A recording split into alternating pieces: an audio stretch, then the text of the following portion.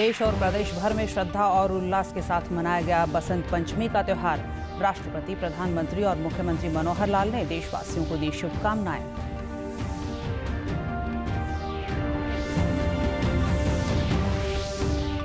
तीन दिवसीय अंतर्राष्ट्रीय सरस्वती महोत्सव का कुरुक्षेत्र के पेहवा में हुआ समापन।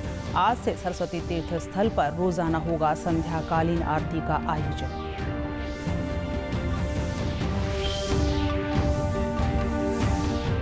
रेवाड़ी जिले में पायलट प्रोजेक्ट के तहत सीवरेज में लगाए जाएंगे सेंसर। सीवरेज की सफाई के दौरान होने वाले हादसों पर लगेगी रोक।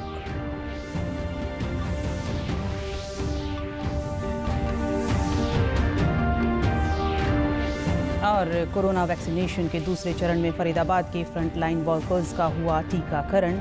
नुक्कड़ नाटकों के माध्यम से आमजन को टीकाकरण के प्रति किया जा रहा है जागरूक।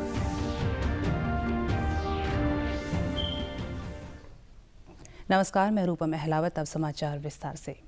देश भर में आज बसंत पंचमी का त्यौहार श्रद्धा और उल्लास के साथ मनाया गया। बसंत का उत्सव प्रकृति का उत्सव है। बसंत पंचमी के दिन मां सरस्वती की विशेष रूप से पूजा की जाती है और इस दिन विद्यार्थी, लेखक और कलाकार देवी सरस्वती की उपासना करते हैं। बसंत पंचमी को श्री पंचमी और ज्ञान पंचमी भी कहा जाता है। स्कूलों में इस दिन सांस्कृतिक कार्यक्रमों का आयोजन किया जाता है। बसंत पंचमी के अवसर पर राष्ट्रपति रामनाथ कोविंद और प्रधानमंत्री नरेंद्र मोदी ने ट्वीट के माध्यम से देशवासियों को बधाई देते हुए कहा कि बसंत का आगमन सभी देशवासियों के जीवन में सुख समृद्धि का संचार करे। प्रदेश में भी बसंत पंचमी का त्यौहार बड़े ही हर्षोल्लास के साथ मनाया गया। मुख्यमंत्री मनोहर लाल ने बसंत पंचमी की समस्त देशवासियों को हार्दिक शुभकामनाएं दी और कहा कि मां सरस्वती की कृपा आप सब पर बनी रहे और सबके जीवन में नई उमंग एवं ऊर्जा का संचार हो। पलवल में इस अवसर पर सरस्वती पूजा महोत्सव कार्यक्रम का आयोजन किया गया। कार्यक्रम के आयोजक ने बताया कि बसंत पंचमी के अवसर पर मां सरस्वती की पूजा की जाती है। पूर्वांचल में इस त्योहार का विशेष महत्व है। यह पर्व गांवों व शहरों में बड़े ही धूमधाम से मनाया जाता है। बसंत पंचमी के पर्व से ही होली के त्योहार की शुरुआत हो जाती है। बसंत पंचमी पर गुलाल लगाकर लोगों द्वारा एक दूसरे को शुभकामनाएं दी जाती है और पूजा के बाद प्रसाद का वितरण किया जाता है। भारतवर्ष में माता सरस्वती का पूजा, आराधना और होली के शुभ अवसर के लिए हम लोग संपन्न करते हैं और पूरे भारतवर्ष में मनाते हैं। ये हमारा विशिष्ट त्योहारों में माता सरस्वती का पूजा आता है और कल पूरे नगर भ्रमण करने के बाद हम इनका विसर्जन सर्व सम्मान के साथ गंगा जी में इनका विसर्जन करेंगे। श्रद्धालुओं ने बताया कि पूरे भारतवर्ष में बसंत पंचमी के अवसर पर मां सरस्वती की पूजा आराधना की जाती है। कल पूरे मां सरस्वती की प्रतिमा का नगर भ्रमण करवाया जाएगा और उसके बाद उसे सम्मान सहित जल में प्रवाहित कर दिया जाएगा। बसंत पंचमी के रोज मनाई जाती है और यह विशेष तौर पे पूर्वांचल में लगभग हर गांव में, हर शहर में पूरे धूमधाम से मनाया जाता है और इसी बसंत पंचमी के रोज से ही होली की भी शुरुआत हो जाती है। इसीलिए आप देखेंगे कि गुलाल लगाकर एक दूसरे को बसंत पंचमी की भी शुभकामनाएं दी जाएंगी और आज मां सरस्वती की पूजा की जाती है। आज किसानों के मसीहा कहे जाने वाले सर छोटू राम की जयंती है। इस अवसर पर मुख्यमंत्री मनोहर लाल ने ट्वीट संदेश में उन्हें श्रद्धांजलि देते हुए कहा कि आदर्शवादी समाज सुधारक दीनबंधु सर छोटू राम जी को उनकी जयंती पर विनम्र नमन। किसानों, मजदूरों, वंचितों के लिए अपनी आवाज़ बुलंद करने वाले सर छोटू राम जी का समर्पित जीवन हमारे लिए सदैव प्रेरणादायक रहेगा। उप मुख्यमंत्री दुष्यंत चौटाला ने भी उन्हें श्रद्धांजलि दी और कहा कि वो मेरे वर्ग के भगवान थे और हिंदुस्तान की शान थे। दीनबंधु सर छोटू राम जी को जयंती पर शत शत नमन। मुख्यमंत्री मनोहर लाल ने कल पंचकुला में 82वीं राष्ट्रीय टेबल टेनिस चैंपियनशिप का शुभारंभ किया। यह प्रतियोगिता 15 से 23 फरवरी तक आयोजित की जाएगी। खिलाड़ियों को संबोधित करते हुए मुख्यमंत्री ने कहा कि इस वर्ष हरियाणा को खेलो इंडिया गेम्स 2021 के आयोजन का अवसर भी प्राप्त हुआ है, जिसमें देश के विभिन्न प्रांतों से लगभग 12,000 खिलाड़ी भाग लेंगे।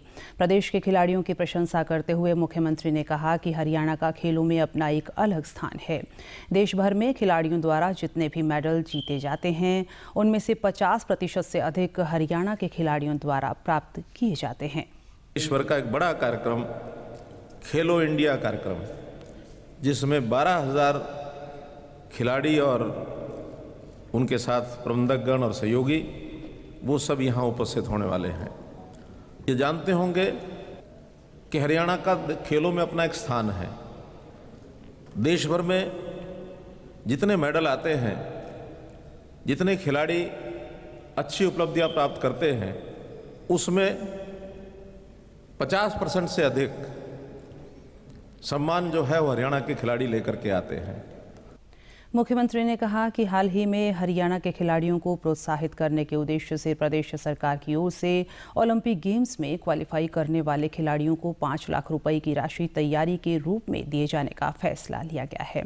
इस अवसर पर उन्होंने खिलाड़ियों को प्रतियोगिता में अपना बेहतरीन प्रदर्शन करने के लिए शुभकामनाएं दी।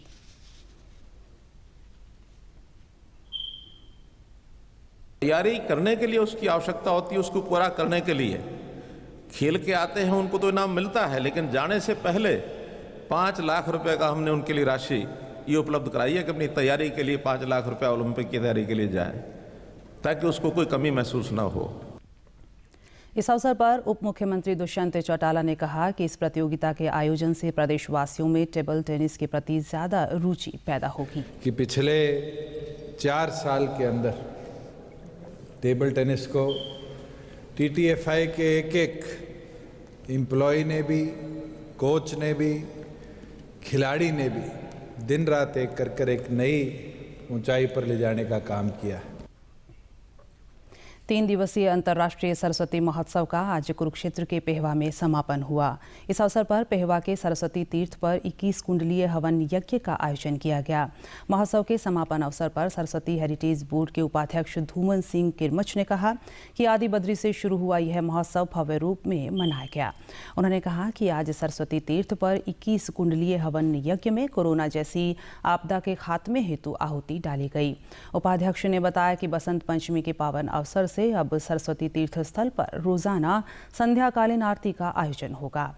इस संध्याकालीन आरती से हजारों श्रद्धालु तीर्थ स्थल से जुड़ेंगे और पर्यटकों का रुझान भी सरस्वती तीर्थ स्थल की तरफ बढ़ेगा। नोडल अधिकारी ने बताया कि धार्मिक और सामाजिक संस्थाओं के सहयोग से इस महोत्सव का सफल आयोजन हुआ और नगरवासियों ने भी इसमें बढ़ चढ़कर हिस्सा लिया। माँ सरस्वती के जन्मदिन पर, बसंत पंचमी के जन्मदिन पर आप सबको व आपके माध्यम से करोड़ों लोगों को अपनी तरफ से हार्दिक शुभकामनाएं देता हूं और मां सरस्वती से निवेदन करता हूं कि आप सबके घरों में खुशहाली आए, समृद्धि आए। आज पेवा में इतना सादा और इतना अद्भुत कार्यक्रम, मेरे को अभी जग्गी जी बता रहे थे कि इतना सादा और इतना अद्भुत कार्यक्रम, बहुत आनंद आया मां सरस्वती को लेकर। और यहाँ पर जो 21 कुंडीय यज्ञ पहली बार किया गया, क्योंकि ऐसा माना जाता है कि ऋषि मुनियों ने माँ सरस्वती के किनारे पर सबसे ज़्यादा यज्ञ किए और यज्ञ करके ही सिद्धि प्राप्त की। तथा सरस्वती महोत्सव की भी हार्दिक शुभकामनाएं देता हूं। आज पेवा में सरस्वती महोत्सव का सफल आयोजन किया गया। सभी धार्मिक और सामाजिक संस्थाओं ने मिलकर उसमें सहयोग लिया तथा नगरवासियों ने भी उसमें बढ़ चढ़कर भाग लिया। मैं परमात्मा से यही कामना करता हूं कि हम इस यज्ञ के माध्यम से, जिसे यहाँ पर करना, सरस्वती की तीर्थ पर जो भी यज्ञ किया जाता है उससे ये मान्यता होती है कि वो उसके साथ जो भी आपकी मनोकामनाएं होती हैं वो समस्त पूर्ण होती है। और इसे बहुत सीवरेज की सफाई के दौरान होने वाले हादसों को रोकने के लिए प्रदेश सरकार की ओर से सीवरेज में सेंसर लगाने के लिए रेवाड़ी जिले को पायलट प्रोजेक्ट के लिए चुना गया है। हरियाणा सफाई कर्मचारी आयोग के चेयरमैन कृष्ण कुमार ने इस पायलट प्रोजेक्ट की शुरुआत की। उन्होंने बताया कि इस प्रोजेक्ट के सफल होने के बाद प्रदेश के अन्य शहरों में इसकी शुरुआत की जाएगी। चेयरमैन कृष्ण कुमार ने कहा कि प्रदेश में कई बार सीवरेज की सफाई के दौरान हादसों में कर्मचारियों की जान भी जा चुकी है। यह सेंसर लगने से सीवरेज की सफाई के दौरान होने वाले हादसों की रोकथाम हो सकेगी। जो धारवेड़ा में धारवेड़ा चुंगी के नाम से एक जगह है, वहाँ से उस जो सीवर सिस्टम है वहाँ से उस पर ये सेंसर, पहला सेंसर वहाँ लगाया, क्योंकि वो जो सीवर मैन है मेरे ख्याल उसी बस्ती में वो लोग रहते हैं और उनको एक अपलिफ्टमेंट उनकी और उनको इस सिस्टम को मैकेनाइज करना, क्योंकि एक बहुत सीरियस इश्यू है पूरे देश में जिसमें डेथ्स होती हैं और वो डेथ रुक नहीं पा रही हैं। तो मैंने माननीय मुख्यमंत्री मनोहर खट्टर जी से एक रिक्वेस्ट करी थी कि सर हम इस तरीके के अगर सेफ्टी मेजर्स अडॉप्ट करते हैं तो आने वाले टाइम में हमें एक मैसेज आएगा, एक जो IoT की बात करते हैं, आर्टिफिशियल इंटेलिजेंस की बात करते हैं, तो उसमें हमारे पास एक मैसेज आएगा कि जब जो सीवर है वो ओवरफ्लो होगा तो हमारे पास अलर्ट आएगा, ताकि हमें पता चल जाए कि वो सीवर ओवरफ्लो होने वाला है, तो हम उसको एक प्रिवेंटिव मेंटेनेंस उसमें कर सके, ताकि हमारा जो आदमी है उसमें वो एक तरह से मैनुअली ना जाए, जिससे उसकी लाइफ को हम सेव कर सके। कोरोना वैक्सीन के दूसरे चरण के अंतर्गत फरीदाबाद के पुलिस कमिश्नर OP सिंह, जिला उपायुक्त यशपाल यादव सहित अन्य पुलिस अधिकारियों ने टीकाकरण करवाया। दूसरे चरण में फ्रंटलाइन वर्कर्स जैसे पुलिस बल, CISF, जेल कर्मचारी, नगर निगम कर्मचारी, राजस्व विभाग और पंचायत विभाग के अधिकारियों और कर्मचारियों को वैक्सीन लगाई जा रही है। पुलिस कमिश्नर OP सिंह ने कहा कि उन्हें वैक्सीन लगवाने में कोई परेशानी नहीं हुई है। उन्होंने फ्रंटलाइन वर्कर्स से अपील की कि वे भी वैक्सीनेशन की प्रक्रिया में भागीदार बने। आपके अंदर एक इम्यून सिस्टम जो है तैयार हो रहा है इसके खिलाफ, इन्फेक्शन के खिलाफ, तो ये it is a very good thing to do, सबको करवाना चाहिए। जिला उपायुक्त यशपाल यादव ने भी वैक्सीन लगवाई और कहा कि टीकाकरण की प्रक्रिया सामान्य व दर्द रहित है। उन्होंने बताया कि कोरोना वैक्सीन के कोई भी दुष्परिणाम नहीं है और यह पूर्णतः सुरक्षित है। लोगों को करवाना चाहिए। हमारे प्रदेश के अंदर अगर बात करें तो हमारे जो ACS हेल्थ हैं श्री राजीव अरोड़ा जी, उनके नेतृत्व में पूरी कोरोना की लड़ाई हमने लड़ी है। काफ़ी लोगों ने ऑलरेडी लगवा ली है और बाकी जो फ्रंटलाइन वर्कर्स हैं उनका पिछले 3-4 दिन से वैक्सीनेशन चल रहा है और अगले 2 दिन के अंदर हम इसको कंप्लीट करेंगे। तो जितने भी कर्मचारी हैं यहाँ पर या अधिकारी हैं पूरे जिले के अंदर, सभी वैक्सीन ले रहे हैं। सूचना एवं प्रसारण मंत्रालय के प्रादेशिक लोक संपर्क ब्यूरो द्वारा आज जींद जिले के मुख्यालय के नागरिक अस्पताल परिसर में कोरोना वैक्सीन के बारे में जागरूक करने के उद्देश्य से नुक्कड़ नाटक का मंचन किया गया। इसमें लोक कलाकारों द्वारा विभिन्न प्रकार की आकर्षक प्रस्तुतियां पेश की गईं और आम जनमानस को बताया गया कि कोरोना वैक्सीन लगवाने से न घबराएं। जींद के उप सिविल सर्जन डॉक्टर राजेश भोला ने बताया कि नुक्कड़ नाटक में आमजन को विस्तार से समझाया गया है कि कोरोना वैक्सीन के कोई भी दुष्परिणाम नहीं है। क्षेत्रीय प्रचार अधिकारी राजेश अरोड़ा ने बताया कि भारत सरकार का उद्देश्य है कि आमजन को कोरोना वैक्सीन के बारे में अधिक से अधिक जागरूक करें। सिविल सर्जन है डॉक्टर मनजीत सिंह, उनकी अध्यक्षता के अंदर एक नुक्कड़ नाटक का आयोजन किया गया। इस नुक्कड़ नाटक के अंदर जो है वो जो कोविड-19 का इन्फेक्शन है, महामारी है, और जो नई वैक्सीन जो भारतीय डॉक्टर्स और साइंटिस्ट के द्वारा लॉन्च की गई है, उसके बारे में जो है लोगों को नुक्कड़ नाटक के माध्यम से अवेयर किया गया और जागरूकता फैलाएगी कि बीमारी किस तरह से फैलती है, किस तरह से हम लोगों को इसको बचाव करना है। कोविड-19 के चलते पूरे 1 साल से जो हालात कोविड में बने हैं, लॉकडाउन भी आया, जनता कर्फ्यू भी लगा और लोग कोविड से पीड़ित थे, और अब भारत एक पहला ऐसा देश है जिसने कोरोना की वैक्सीन बनाई है और उसका उपयोग स्वास्थ्य कर्मियों और डॉक्टरों पर किया है और आम जनता के लिए भी उस वैक्सीन को जनता के बीच में लाया जा रहा है। रंगकर्मी रविशंकर और मनीषा ने बताया कि आज उन्होंने अपनी कला के माध्यम से आमजन को कोरोना टीकाकरण के बारे में जागरूक किया है। कि लोगों को जो भ्रम है लोगों के मन में वैक्सीन के प्रति, तो वो खत्म किया जाए ताकि लोग उसको लगवाने के लिए आगे आएँ। सरकार द्वारा 2 वैक्सीन, कोवैक्सीन और कोविशील्ड जनता के लिए दी गई हैं और कड़े ट्रायल के बाद, कड़े परीक्षणों के बाद इसको रिलीज़ किया गया जनता के लिए वैक्सीन। तो इस चीज़ के बारे में हमें लोगों को जागरूक करना है। वैक्सीन का जो टीका है वो एक हमारे लिए बहुत जीवनी का काम कर रहा है और इसी प्रकार हम लोगों को नुक्कड़ नाटक के द्वारा हम अलग अलग एरिया में जाके उनको वैक्सीन के जो।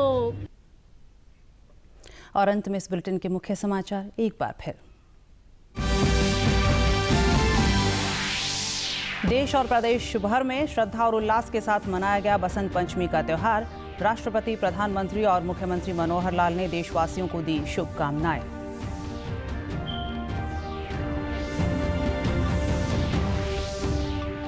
तीन दिवसीय अंतर्राष्ट्रीय सरस्वती महोत्सव का कुरुक्षेत्र के पेहवा में हुआ समापन।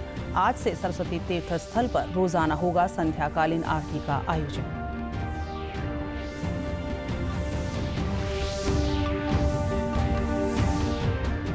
रेवाड़ी जिले में पायलट प्रोजेक्ट के तहत सीवरेज में लगाए जाएंगे सेंसर।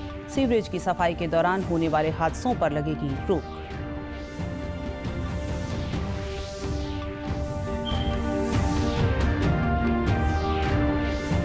और कोरोना वैक्सीनेशन के दूसरे चरण में फरीदाबाद के फ्रंटलाइन वर्कर्स का हुआ टीकाकरण। नुक्कड़ नाटकों के माध्यम से आमजन को टीकाकरण के प्रति किया जा रहा है जागरूक। समाचारों में आज इतना ही। नमस्कार।